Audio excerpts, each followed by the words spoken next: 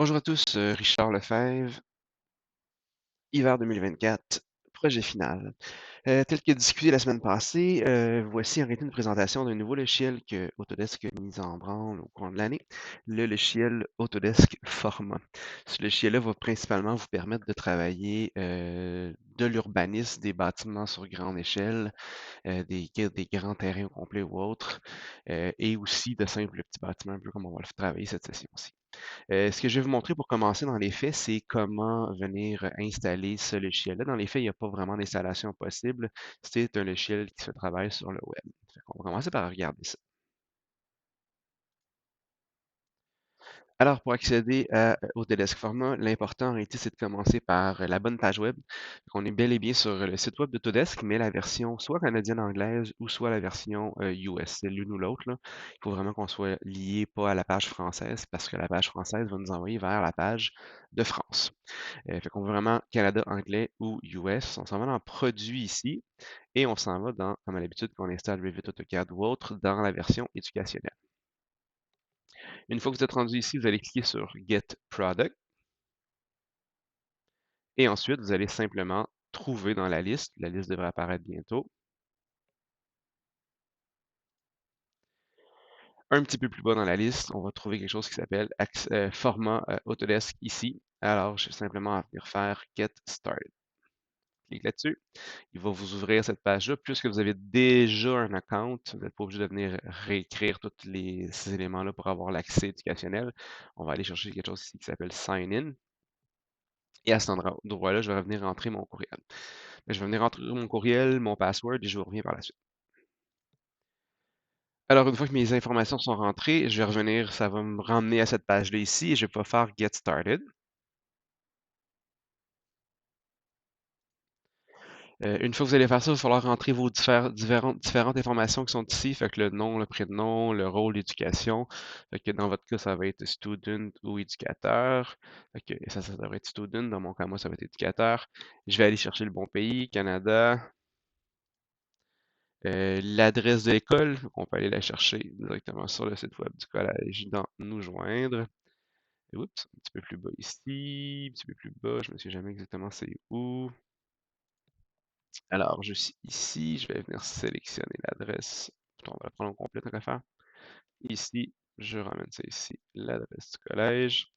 Bon, il me dit qu'il y a certaines choses qui ne fonctionnent pas, c'est normal, c'est les différentes informations par la suite. Donc, le CP, c'est Laval, Québec, code postal. C'est Bellé-Bellebillon, non, H7N, je vais reprendre ça ici. Et on devrait être pas mal en business maintenant. Le style d'éducation, ça devrait être University Post-Secondary. Le nom du collège, collège Montmorency Laval, vous l'avez. Ah, il demande la page web, tant qu'à revenir, je vais revenir. Par contre, aller sur la page d'accueil du collège, sélectionner la page. On ramène ça ici, business. Et vous voyez en réalité qu'une fois que tout est rentré, ça me donne le bouton noir ici qui va me confirmer l'accès à la page web du logiciel Forma. Je suis bel et bien confirmé. Et vous voyez maintenant ici, quand je viens là, si je clique sur Get Product, vous allez avoir quelque chose qui s'appelle Access. C'est vraiment cet endroit-là en réalité qu'on va avoir. Clique dessus. Vérifie les conditions, ça va prendre un certain temps quand même. Et automatiquement, je viens tomber sur la page d'accueil. Là, on peut voir en réalité qu'il est venu se loader automatiquement sur la page de R Lefebvre. Je vais vous montrer comment créer à partir de ce moment-là, comment vous créez un nouveau accès à une équipe, un hub. Alors, une fois que vous allez sélectionner tous vos trucs, insérer tous vos passwords de accès, vous devriez arriver vers une page qui vous dit de vous créer un hub. Donc, on va faire Go to Hub Selector. Et voici, c'est vraiment la page sur laquelle vous devriez arriver. L'idée du hub, c'est quoi? Grosso modo, c'est simplement en réalité une genre d'équipe que vous allez vous créer. Vous pourriez même potentiellement accéder à une équipe que quelqu'un dans votre groupe, dans votre classe aurait créé, mais dans votre cas, puisque vous allez potentiellement pouvoir utiliser format de façon seule des fois, ben, vous êtes mieux de vous créer votre hub à vous-même avec votre équipe à vous-même. Ils vont vous demander simplement pourquoi vous allez l'utiliser. Bon, ben, c'est à vous de voir, là. On peut faire un something else ici et simplement faire next. Créer votre hub. Fait que peut-être, dans mon cas ici, c'est celui de ma conjointe. Alors, MSP équipe potentiellement. United States, puisque bien entendu, on est aux alentours des États-Unis et non de l'Union européenne. Et je fais Setup Hub. Il va y avoir un certain temps, encore une fois.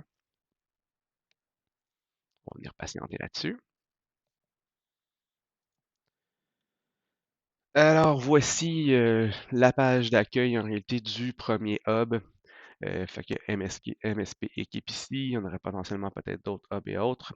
Fait que dans un deuxième temps, dans une deuxième vidéo, ce que je vais faire, en réalité, c'est que je vais voir comment travailler à l'intérieur de ce hub-là, de venir créer un nouveau projet, regarder l'interface et autres. Fait qu'on se revoit dans une deuxième vidéo.